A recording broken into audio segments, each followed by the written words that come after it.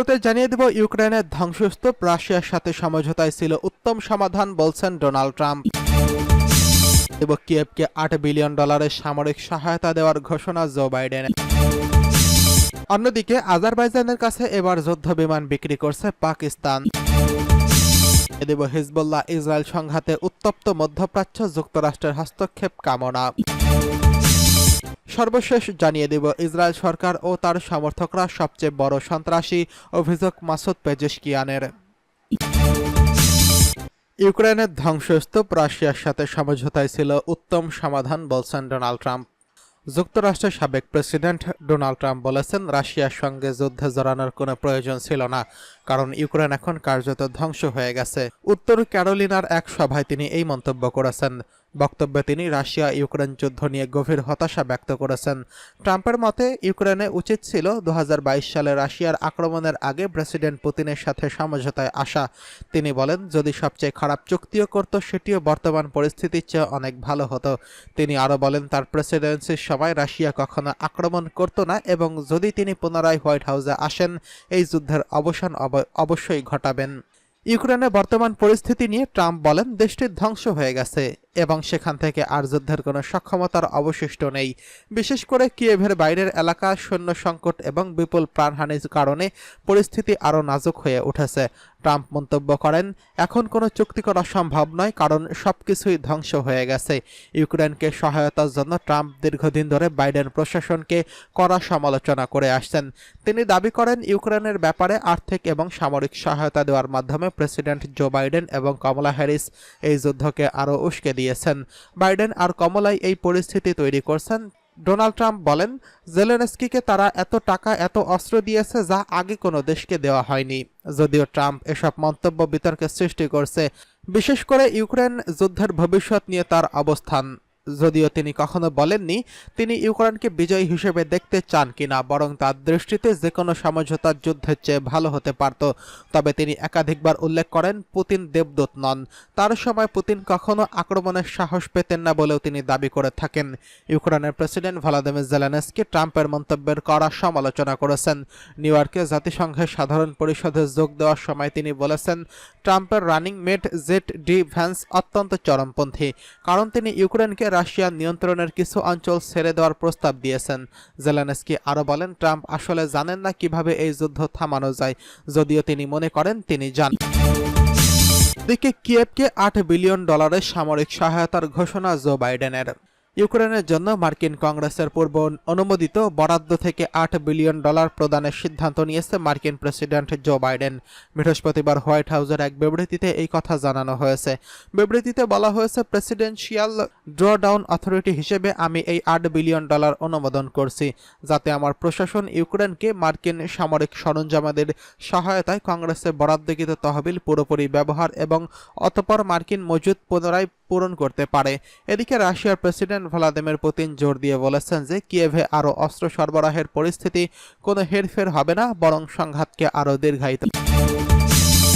এদিকে আজারবাইজানের কাছে যুদ্ধ বিমান বিক্রি করছে পাকিস্তান। আজারবাইজানের কাছে যুদ্ধ বিমান বিক্রি করছে পাকিস্তান। বৃহস্পতিবার দেশটির সেনাবাহিনী এই তথ্য জানিয়েছেন। পাকিস্তান সেনাবাহিনী বলছে, তারা চীনের সঙ্গে যৌথ উদ্যোগে তৈরি ZF-17 ব্লক 3 ফাইটার জেট আজারবাইজানের কাছে বিক্রি করার চুক্তি করছেন। পাকিস্তান আইপিএস-এর বিবৃতিতে বলা হয়েছে, বন্ধুপ্রতিম দেশগুলোর সঙ্গে প্রতিরক্ষা সহযোগিতা বাড়ানোর জন্য আজারবাইজানের বিমান বাহিনীর সক্ষমতা বাড়ানোর প্রচেষ্টা হিসেবে পাকিস্তান যুদ্ধ বিমানটি বিক্রি করছেন। সম্প্রতি আজারবাইজানের প্রেসিডেন্ট ইলহাম আলিয়েভ ইসলামাবাদ সফর করেন। এ সময় সফরের মধ্যেই পাকিস্তানি যুদ্ধ বিমানের সক্ষমতা সম্পর্কে তার কাছে বিস্তারিত তুলে ধরা হয়। হিজবুল্লাহ ইসরায়েল সংঘাতে উত্তপ্ত মধ্যপ্রাচ্য, যুক্তরাষ্ট্রের হস্তক্ষেপ কামনা। লেবাননের সশস্ত্র গোষ্ঠী হিজবুল্লাহ এবং ইসরায়েলের মধ্যে সংঘর্ষ তীব্র আকার ধারণ করছে। চলমান এই সহিংসতা পুরো মধ্যপ্রাচ্যে একটি নতুন যুদ্ধের সূচনা করতে পারে বলে আশঙ্কা করা হচ্ছে। এই পরিস্থিতিতে লেবানন সরকার মনে করে, যুদ্ধ থামাতে একমাত্র যুক্তরাষ্ট্রেরই কার্যকর ভূমিকা রাখতে পারে। সোমবার থেকে শুরু হওয়া লেবাননে ইসরায়েলের হামলায় এখন পর্যন্ত 50 জন শিশুসহ 569 জন নিহত এবং 1835 জন আহত হয়েছেন বলে জানিয়েছে লেবাননের স্বাস্থ্যমন্ত্রী ফিরাস আবিয়াদ। এসব তথ্য তিনি আল জাজিরার মুবাশির টিভিকে দেওয়া এক সাক্ষাৎকারে প্রকাশ করেন। এর মধ্যে ইসরায়েল দাবি করছে যে তাদের বিমান হামলায় হিজবুল্লাহ জ্যেষ্ঠ কমান্ডার ইব্রাহিম কুবাইসি নিহত হয়েছেন। তিনি হিজবুল্লাহ রকেট ও ক্ষেপণাস্ত্র ইউনিটের নেতৃত্বে ছিলেন। হিজবুল্লাহর এই খবর মঙ্গলবার নিশ্চিত করেছেন। ইসরায়েলের নতুন এই হামলা ও হিজবুল্লাহর পাল্টা প্রতিক্রিয়ায় মধ্যপ্রাচ্যকে আরও অস্থিতিশীল করার শঙ্কা বাড়িয়েছে। গাজায় ইসরায়েল হামাস সংঘর্ষে প্রায় 1 বছর ধরে চলমান থাকায় পরিস্থিতি আরও অবনতি হতে পারে বলে মনে করা হচ্ছে। যুক্তরাজ্য ইতিমধ্যে লেবাননে অবস্থানরত তাদের নাগরিকদের নিরাপদে ফিরে আসার পরামর্শ দিয়েছে এবং সাইপ্রাসে 7,000 সেনা প্রেরণ করছে তাদের সহযোগিতা করার জন্য। পরিস্থিতি নিয়ে জাতিসংঘের নিরাপত্তা পরিষদে বুধবার একটি বিশেষ বৈঠকের আহ্বান করছেন। জাতিসংঘ মহাসচিব অ্যান্তোনিও গুতেরেস বলেছেন, লেবাননে এখন অত্যন্ত বিপজ্জনক পরিস্থিতির সামনে দাঁড়িয়ে লেবাননকে গাজার মতো আরেকটি সংকটে পড়তে দেওয়া যাবে না। মার্কিন প্রেসিডেন্ট জো বাইডেন জাতিসংঘে ইসরায়েলের লেবানন সংকট নিয়ে শান্তি বজায় রাখার আহ্বান জানিয়েছেন বলে তিনি বলেন, পুরোদস্তুর যুদ্ধ কেউই চায় না এবং এখনও কূটনৈতিক সমাধান সম্ভব। তবে বাইডেনের বক্তব্য নিয়ে সমালোচনা করেছেন লেবাননের পররাষ্ট্রমন্ত্রী আবদুল্লাহ বোহাবিব। তার মতে বাইডেন অবস্থান যথেষ্ট জোরালো ছিল না। তিনি মনে করেন যুক্তরাষ্ট্র একমাত্র দেশ যারা এই সংকট নিরসনে কার্যকর ভূমিকা রাখতে পারে, কারণ ইসরায়েল যুক্তরাষ্ট্রের দীর্ঘদিনের মিত্র এবং তাদের বৃহত্তম অস্ত্র সরবরাহকারী যুক্তরাষ্ট্র। ইসরায়েলের হামলায় লেবাননের দক্ষিণাঞ্চল থেকে হাজারো মানুষ রাজধানী বৈরুতের বিভিন্ন স্কুল এবং অন্যান্য ভবনে আশ্রয় নিয়েছেন। বুধবার ভোরেও লেবাননের সমুদ্র তীরবর্তী শহর জিয়েহতে ইসরায়েলের বিমান হামলা চালিয়েছে, যা পরিস্থিতি আরও জটিল করে তুলছে। ইসরায়েল সরকার ও তার সমর্থকরা সবচেয়ে বড় সন্ত্রাসী, অভিযোগ প্রেসিডেন্ট পেজেশকিয়ানের।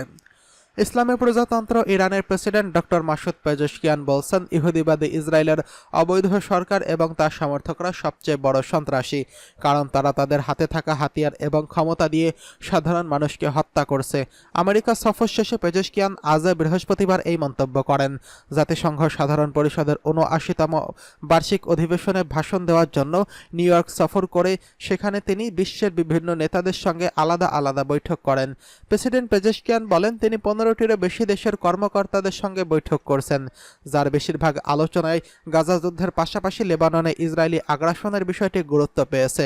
তিনি বলেন, দখলদার ইসরায়েল তার সমর্থকেরা দাবি করে তারা মানবাধিকার রক্ষা এবং সন্ত্রাসবাদের বিরোধিতা করছেন, কিন্তু বাস্তবতা হলো ইহুদিবাদী সরকার এবং তার সমর্থকরা সবচেয়ে বড় সন্ত্রাসী, কারণ তারা গাজা ও লেবাননে নিরপরাধ মানুষদের সহজেই বোমা মেরে এবং তাদের হাতে যে হাতিয়ার ও ক্ষমতা আছে তা ব্যবহার করে বাড়িঘর ধ্বংস করছে। তারা রাস্তা বন্ধ করে দিয়েছে এবং পানি, খাবার এবং ওষুধ মানুষের কাছে পৌঁছতে দিচ্ছে না। প্রেসিডেন্ট পেজেশকিয়ান আজ ভোরে তেহরানের উদ্দেশ্যে নিউ ইয়র্ক ত্যাগ করেছেন।